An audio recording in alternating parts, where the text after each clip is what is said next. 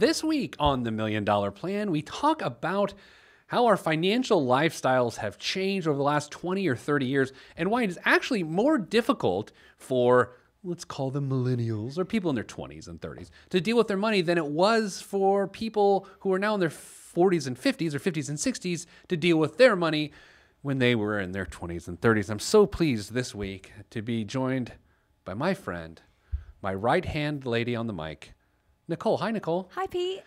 So you come back to the office after a little bit of a long weekend. You were skiing in the Breck. The Breck. Breckenridge, for those unaccustomed to shortened city names. And you came back with facial injuries. Tell us about this, Nicole. I did. So this was my first time going to Colorado with my boyfriend and his family. Sure. They go regularly and have since Zane was born. Okay. His name is Zane. His name is Zane. Okay, That sure. is my boyfriend's Oh, name. boy, this I is know, getting we very really- personal. I know. Oh, my gosh. Like we had to go. But so I'm going down my second run. Sure. And Ever skiing. My second run ever skiing. And a snowboarder comes around the right side of me and cuts me off. And his helmet wanted to meet my face badly enough that I collided my right eye with his helmet and got a cute little black eye that you can't really see. Yeah, it's too healed much up. of it, right? Yeah. It's pretty nice now. But yeah, that was my first experience. Well, when I saw it on the gram, the IG, a picture IG. posted of your face, Nicole, I looked at your face for the first time ever, and my reaction was, oh my gosh. Yeah. But it's healed nicely. This week on the show, again, we're talking about why things are a little bit more difficult than they were for previous generations. So here's the lowdown. We're gonna hit some of the differences. Next segment is all focused on online banking and why I think it is the one of the largest hindrances to financial health. I know, crazy there. And then segment 3 is some tools and solutions. And I'm not one of the tools. All right, Nicole. Yes. How often have you thought about your financial realities in relation to maybe what your parents' financial realities were when they were your age? Do you think about these things? Not really until we started kind of talking about this episode. I think just because technology has come along so much that I'm really used to my parents using online technologies for banking. But at the same time, like I've watched my mom balance a checkbook numerous times and I've never done that. So What year do you think? Oh man, I just did the math myself on this. And what year do you think you became a financial entity of your own? Do you think it was 16 years old or so? yeah, because I was working enough then and Yeah. I was putting gas in my car and being responsible enough. So this is 2011. Oh my God! Wow, are you like certified to work at this point? I don't know. Ask our HR representative. Oh my gosh. We do have a baby starting in the office this coming week. One of our coworkers coming back from maternity leave, and we are supporting the Bring Your Baby to Work program. So we have a new infant coworker who definitely is not certified to work. But she is the VP of morale. So Vice President of Morale will be here. She's got a nameplate. So Nicole, 2011. Let me, this is why this is so crazy. So your parents are a little bit older than me. It wasn't until 1998 that the debit card, which is, I assume, a frequent tool of yours. yes. It wasn't until 1998 that the debit card outpaced check transactions in this country. That's wild. It is wild. It is wild. Have I ever told you the story about my dad getting mad about the first checks I ordered when I was 16? No. This was 1994. Oh, Hey, I was born. this is not fun. 1994, I come home from the, I think it was the PNC Bank. It was National City Bank at the time Yeah, in it Claremont, Indiana. What do you mean, yeah, it was? You're an infant. What do you know? National City before it was PNC. So I come home. I just set up my account. I ordered checks, and I got home with them when they came. I was like, Dad, I got my own bank account. I set it up. I got these checks. And I showed them to him, and they were Star Wars checks. They were amazing. Some of them had on 'em? like a Luke Skywalker. Little R2? One had R2 and Yoda, and one had Darth Vader. And I was like, Dad, aren't these awesome? And I remember just his face he made was just of sheer disappointment. I've seen it a lot. And he was like, no one will take you seriously with these checks. And I was like, well, I'm paying them. Well, how seriously do they need to take me? And he was very upset. And So then, like, again, this is 94. And so the debit card was just like sort of coming into itself. This is to say one thing, Nicole. Long story to say one thing. You've probably never balanced a checkbook because you never really had a checkbook that you use that frequently, right? No, I was going to say really the only time I ever use checks is when I've made deposits for rent. Okay. Like whatever I'm renting. Sure. And for direct deposits to my account. Yeah. So I think number one, we start there is that the debit card has changed how people balance their checkbook because they don't balance their checkbook. Yeah, no. I mean, there truly is no better way to manage money than balancing a checkbook. But as we were talking in the office earlier today, at this point, for me to teach or try to teach someone like you, and by someone like you, I mean someone of your age. I don't mean like someone that has a busted face. Well, I mean, it was busted, but it's better. It was pretty busted. Only you, that's so youthful, can heal a facial injury in like 3 days. I gotta say, I'm really pumped that it's already as healed as it is. Yeah. But I can't lie. Just being all of 5'2", 5'3", and having someone do like a double take at me as I'm walking through a ski lodge with this purple and blue eye. Sure. Just flashing him a big cheesy grin. Yeah. That was so fun. You looked like you were like an MMA fighter. Yeah. You know? But anyway, it's healed. Anyways. For me to try to teach you or anyone else of your ilk to teach you to balance a checkbook is just a silly thing. It doesn't even make sense because you don't even have a check register, right?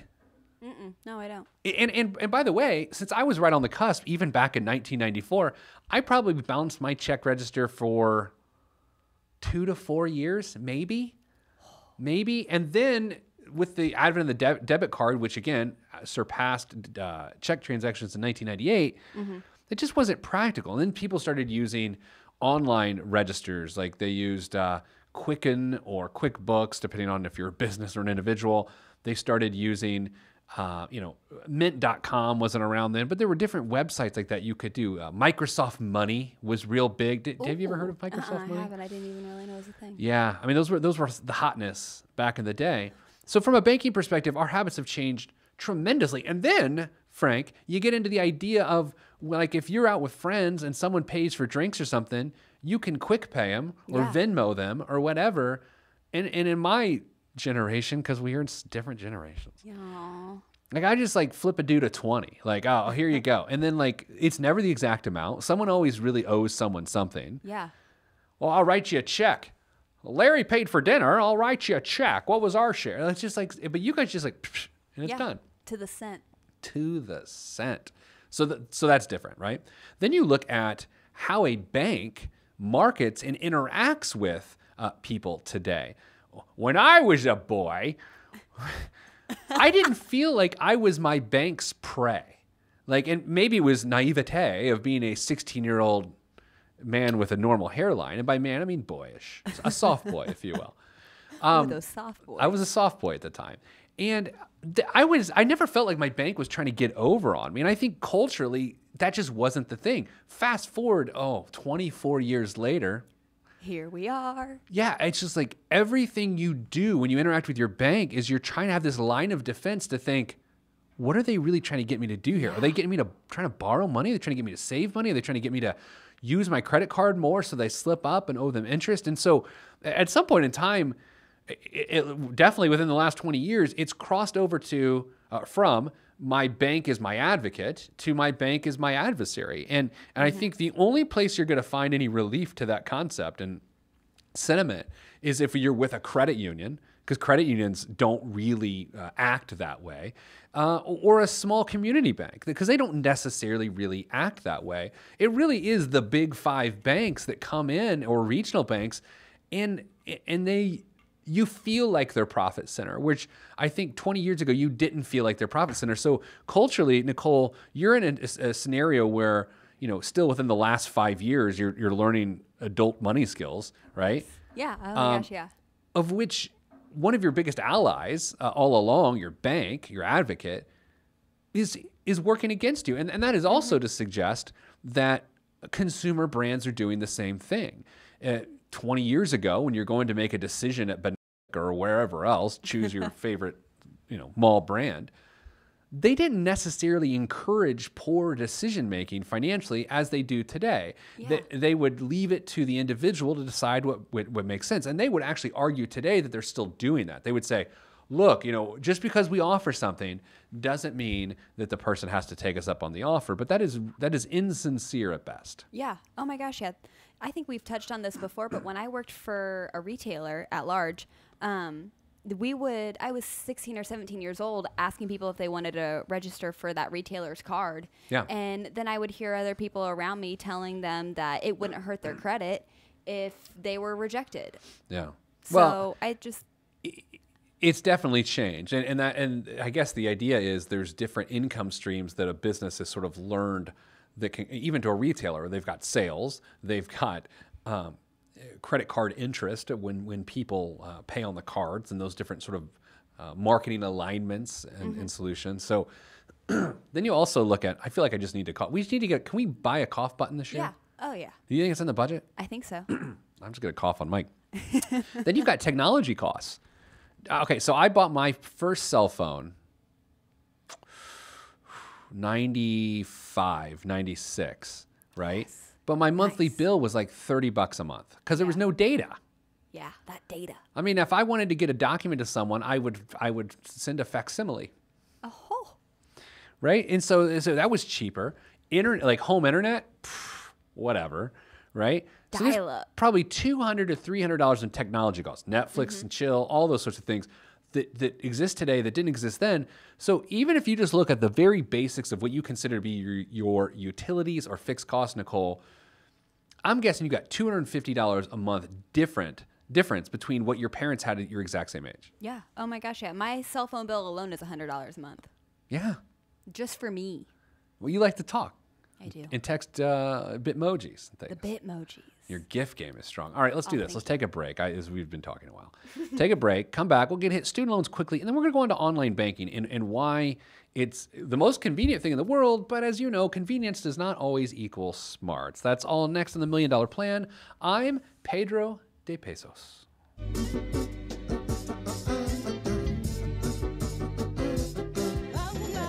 Yeah. Axe hand on the beat. Yes, sir. Glass House. Yes, sir. Mr. Kinetic, Rusty Redenbacher. ATFU. Back on the $1 Million Plan. I'm Pete the Planner, joined by producer Nicole. Nicole, hello. Hello. Talking about why sort of just our financial realities are different today, specifically for people in their 20s than they were for those same people's parents, and why it is actually more difficult to deal with money because you have so many things working against you. Now Nicole, you do understand that's not necessarily an excuse, but it is a reality. Yes. Now you have to succeed in spite of all the things that seem like they're working for you, but they're actually working against you. Yeah. There's no better example, I should say, than online banking. Mm-hmm. All you have ever known is online banking. Absolutely. Do you remember your first online banking account? Yeah. Was it in 2011? It was. Oh my gosh. I had the virtual wallet. Okay, so PNC customer. Aw. Do you remember? Okay, so do you remember interacting with it? It probably from the way your mind had developed through school and technology and the use of computers. It made all the sense in the world, right? Yeah. Oh my gosh. Absolutely. It was great and it was designed for students. Yeah. So. And so here's what's happened. Online banking, again, in my estimation, is one of the greatest convenience financial tools that has ever been built. You can, more or less at any point in time, jump in, see what your balance is, see what's sort of floating out there in terms of uncleared transactions, and get a snapshot of what's going on in your life. So much so, and Nicole, I think this was probably right in your sweet spot about 2011 or so. Do you remember, did you watch a lot of TV as a teen? Kind of. You were probably out having a social life. I was just at home going, oh, I love Seventh Heaven. Like, I don't know. We watched a lot of The Office. Yeah.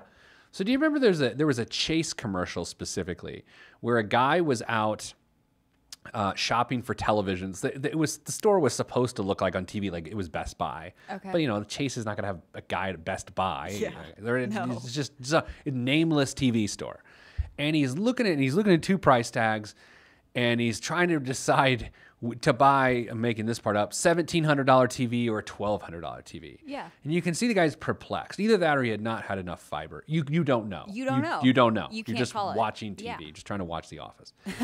And so then he pulls out his Motorola Razr or whatever, and he texts text banking with Chase, and then he gets his balance that's in his account like that.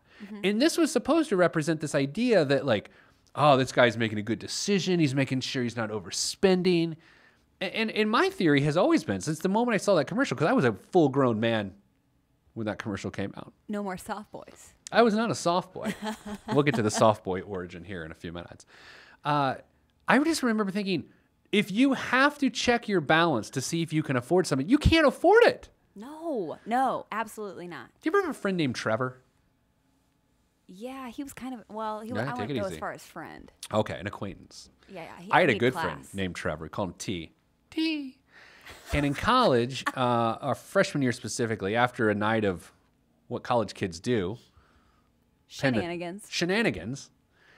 We would someone would responsibly drive us into Upper Madison. I went to school at Hanover College in Southern Indiana, the alma mater of both the governor of Indiana, Eric Holcomb, and the vice president of the United States, Mike Pence, and actor Woody Harrelson. Why I felt the need to give any of those people. Also, alma mater of Sarah Keene Dunn, me wifey. Anyway, we would go in Upper Madison. There was a bank on the way to Taco Bell. It was like 2 in the morning. So this is 1996, fall of 96.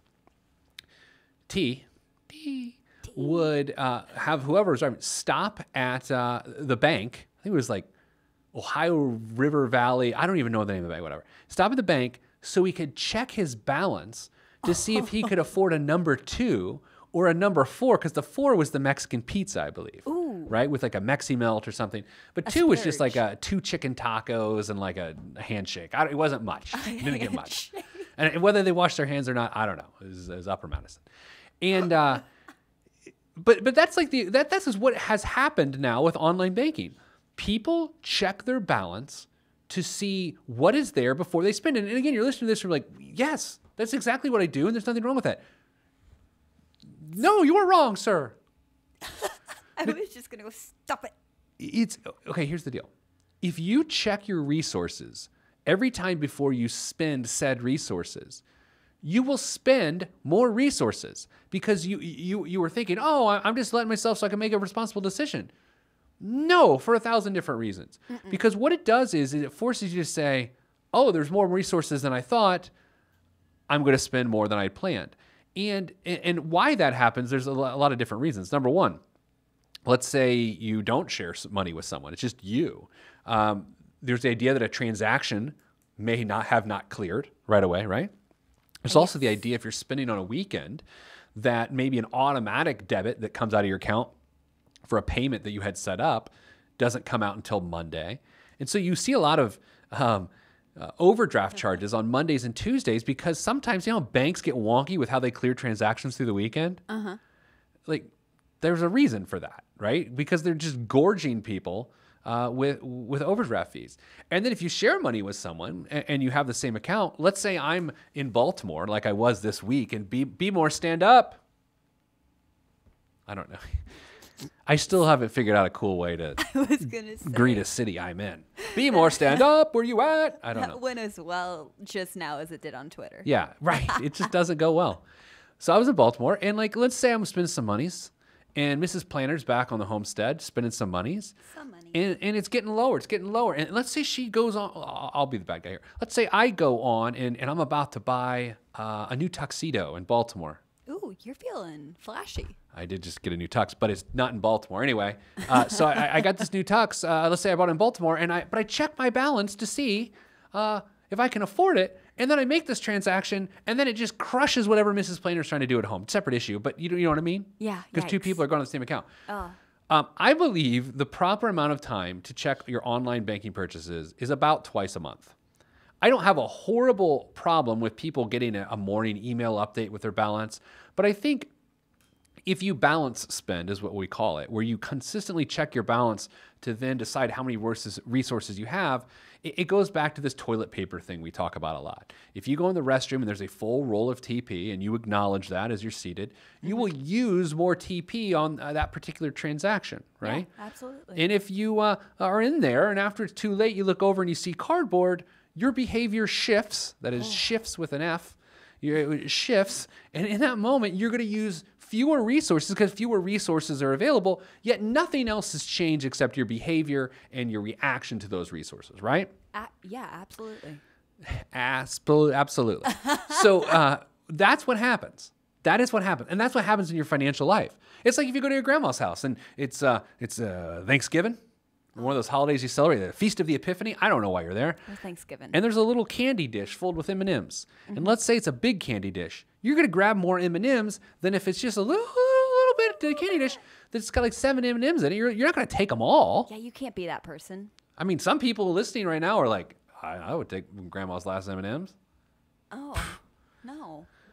Most people affect the number of resources they utilize based on the number of resources available. It's only natural, right? Mm-hmm. Let's go a little bit further here. Okay. 1985.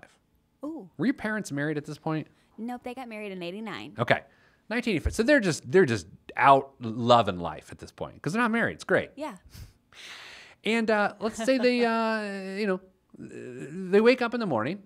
They didn't check their checking account balance. It's not like they woke up and like right before your dad feathered his hair or whatever. It's not like he found his check register and looked to see what the balance was so he could start his 1985 day. Did he do that? No. No. But what do we do today? Like we feel like we have to be so informed about our financial lives in 1980 or 2018. Yet we had less data in 1985. I can't talk. In 1985, yet we made better financial decisions. Yeah. No one broke away from their desk midday in 1985 from their green screen computer and reached in their Jordache purse and checked their check register just so they knew their balance. Just for funsies. 91%. Frank, this is a real statistic. Yeah. 91% of people check their checking account balance while at work. Why? You're at work. Work. All right. I've checked my checking account balance when I work. By the way, it's not like I'm perfect here. Frank, you've checked your checking account balance when you've been at work. Yeah, absolutely. Okay. You know what? You know who didn't do that when they were your age? My mom and dad. Right. Do you think? Well, let's not ask about your mom and dad's financial habits. Let's not do that. Okay. But I would just say this. Generally speaking, and I can't prove this to you. Actually, I could prove it to you with savings rates and all and debt ratios and all this sort of thing. People made better decisions with their money in 1985 with a heck of a lot less information. Yeah, they did. Because they had to know the information. If you have to check your balance all the time, why? You just checked yesterday. Why do you have to check today? You should know. Yeah, no.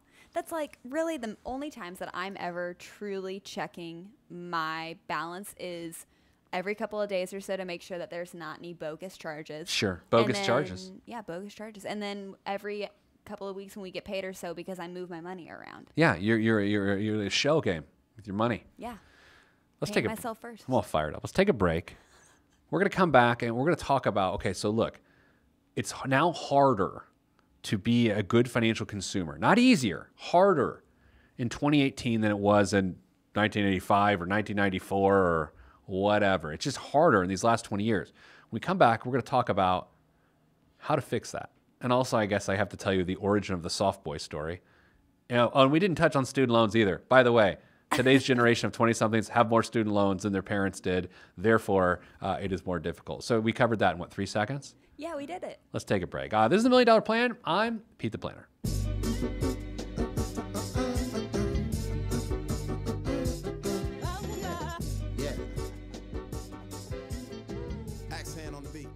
All right, back on the $1 Million Plan. It was different when I was a boy edition of the show. Look, the financial realities of young 20-somethings are so different than their parents for 1,000 different reasons, right? Yeah. So I promised the story, the origin of the story, soft boy story. So my son Ted, 5, who he's been on the show, right? Yeah. Introed us one time. we're all hanging out, my wife and I, and Ted. And he asked my wife if she liked big hairy mans like me, like Peter, like Dad. Do you like big hairy mans like Dad or soft boys like me? Because Ted's a soft 5-year-old boy. And my wife, not helping the cause here at all, said, I like soft boys like you. And then Ted's like, see, soft boys is where it's at, you know? So soft boys. So you know, no one cares. Okay.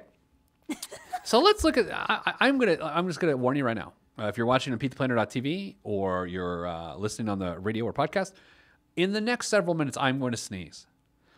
And I do not have a cough button. Yet. And I mean, we could be talking about absolute tragedy to your ears. I don't know what to do. Okay. Deep breath to see if that helps. Probably just sucked in more dust. Oh. It's inevitable now. Okay. Isn't there something like you're supposed to look up and like mouth a word or something and it's supposed to help you sneeze? Am I... Look up and mouth a word? I don't know. Have I totally lost it? What the heck does that mean? I feel like you're supposed to like look up or something. I don't know. I don't know. Okay. We're going to have to Google. Let's not. That sounds like... Okay. Here's ways to fix the reality that your financial life now is so different than it was for the same people your age 20 years ago. Number one, it's actually an old school solution, okay? So this worked in the 80s, the 90s, the 2000s, the teens, which is where we's at now, and it works. It always works. And it's not balance your checkbook, which, by the way, works, but it's not practical. This is practical and it works. Have a money meeting. Have a money meeting every month. It's not hard. Mrs. Planner and I went to lunch today, Frank. A little day date with my lady. The day date. No kids, just she and I rapping. I don't know what they have. And we were talking about money. We had to get some stuff talked about, so we talked about it, right? And it's done. We won't talk about it for another 30 days at least. Oh, that feels so good. You got to talk about money. You have to talk about money, especially if you share finances with somebody. You got to talk about it because you have to understand that there are so many more draws of our money today. Like so many people are like demanding our money and wanting us to set up all these auto deposits and all these different things. The reality is, unless you talk about it and get on the same page, it will burn you. It is designed to burn you. Do you ever feel like if something bad happens to you from a cash flow perspective, Nicole, it's because of a lack of true awareness as to what's really happening? Oh, yeah. Just because it's one of those, I don't have, for the most part, a tangible, other than a debit card, or while I'm looking at my online banking statement, that's all just a screen in front of me. Rarely do I ever actually have cash or, you know, me balancing a checkbook. People be disconnected with money. People be. Okay, the next one, this is not going to be good, especially if when we go to break here on the radio, a bank commercial plays. You have to ignore bank marketing. That's step number 2. You have to.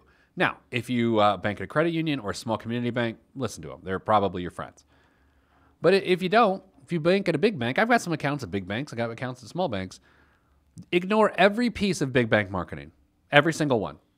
Not a single one is there to move you forward financially.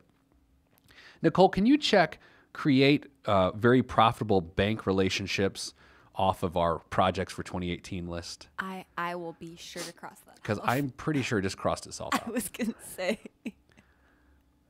If someone cares to prove me wrong on this, email me, Pete, you're wrong again. Okay, as a subject line, Pete, you're wrong again, and preferably with the right use of your. Ask Pete at PeteThePlanner.com. Ask Pete, or just tweet the planner. PeteThePlanner.com or at PeteThePlanner. Okay, number 3 ways. Third solution. Third tool to solve all this. If your parents weigh in, so Nicole, I'm really talking to someone in your situation here. If my parents weighed in on my financial life, I'm like, thanks a lot. Because I'm 40 years old. Yeah. And not that you're not a grown woman, but you're 24. I still call mom and dad before I make a big purchase over like $100. Right, I don't. Yeah, my parents call me. After you've switched roles, it doesn't matter. If your parents weigh in, help them understand the difference between when they were this isn't being condescending or passive aggressive or anything like that.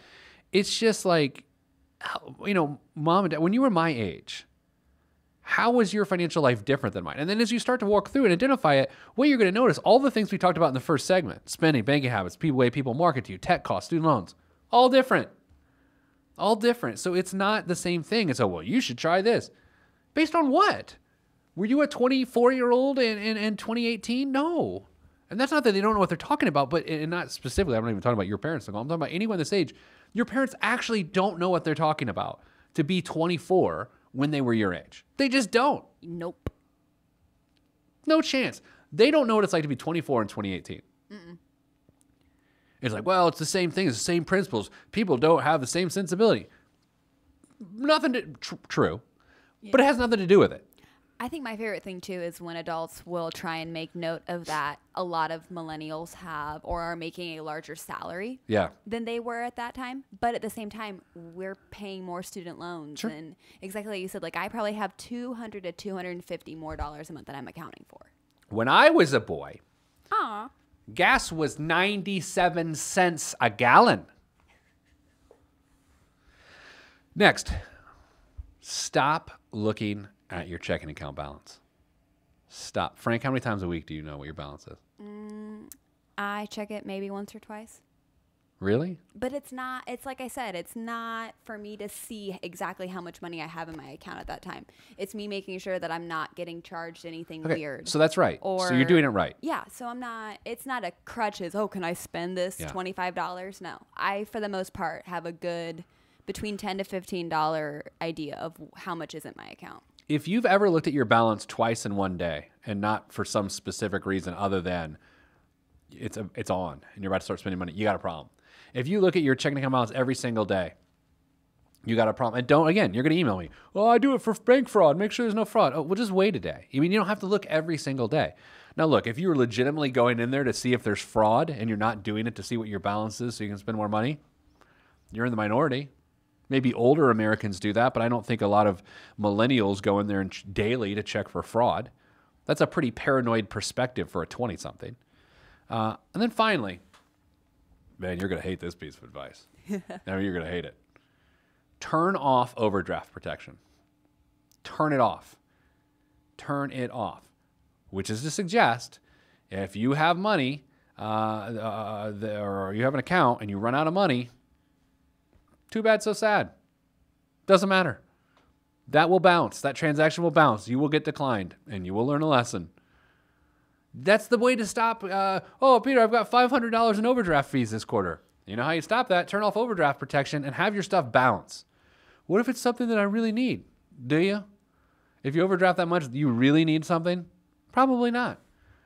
I think having overdraft protection turned on is a giant mistake. It is also a multi-billion, if not trillion-dollar industry for banks, which is to suggest the more they induce your spending, I hate when I do the they thing.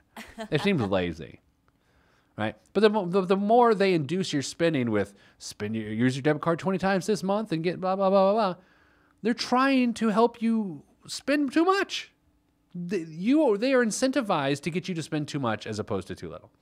And you shift that paradigm when you turn off your overdraft protection. Do I sound like a grumpy old man today? Because we've had grumpy old man edition. Am I grumpy today? Gripey old man? Gripey old man. I like gripey old man edition. I feel a little gripey. I feel a little old, but not terribly old. You're just trying to speak to the youths. The youths. The youths. Fitness update as we go to break here. Yes. 74 days in a row. Look at you. I have worked out for at least 30 minutes, generally 45, for 74 days in a row. Feeling good. Mm-hmm. Crispy, clean. Cleaner than a bar of soap, as the kids like to say. Yep. All right, coming up after the break, biggest waste of money of the week. If you want to complain about this show, email noonecares@PeteThePlanner.com. One of our unpaid interns will answer it. Yeah, we'll have unpaid interns. Man, how about the hiring blitz we've had here at the PTP headquarters? Oh, it's very exciting. Very exciting. We got people. I hired someone the other day in Washington, D.C. Flew out there to hire. Anyway, long story. No one cares. You don't care. The listener, you don't care. By the listener, I mean, hi, Mom. Coming up after the break, biggest waste of money of the week and whatever else we got. I'm Pete the Planner. $1 Million Plan.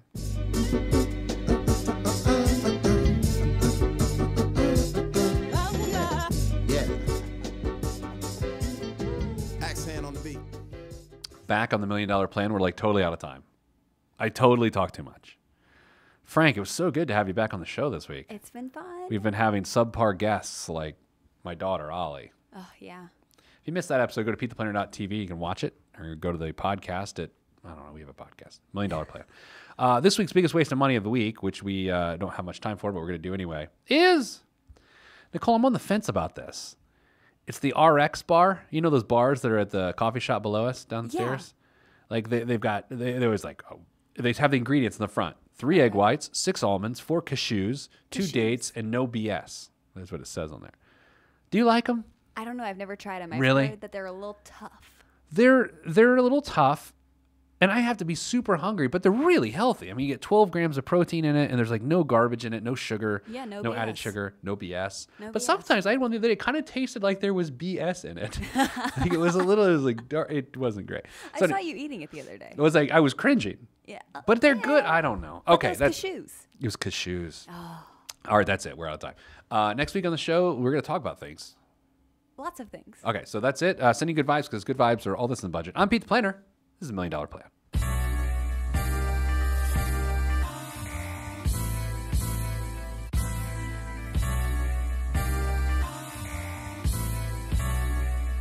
This is where I came from. Planet Lovetron, where we drop love bombs, funk missiles, and live in soul shelters. No helter skelter. The heat don't swelter because everybody stays cool. Left many moons ago to bring the philosophies of my ancestors to another place, God. Picked the third rock, gave me to my earth family, and told me to create, and so I am. Pen in my hand, microphone on the stand. Over vinyl, I command and demand. Magnificence in an instance, I can make you dance, cry, or love. Fly as a dove, released from Everest. The fresh is fresh, and you can call me E.T. Word to John Tesh. Let me bless this harmonic presentation. It's amazing, so amazing. I'm the reason. Salutations, I bring you Lovetron greetings from a faraway land. I am the sole controller. Put the remote down and let me take control. You're now a part of my zone, so enjoy yourself. Lovetron can restore your health. I bring you greetings, salutations. How you doing? And is that how y'all say it? The tinkling of the keys is an homage to the little star. I sojourn over poetic descriptions of sound and travel to my other world. Out of this world, spaceship on my arm took me home, fueled by the ink and the megabytes and the hypertext transfer protocol, stronger than the Skynet and the Terminator. I push faders into warp speed, glide with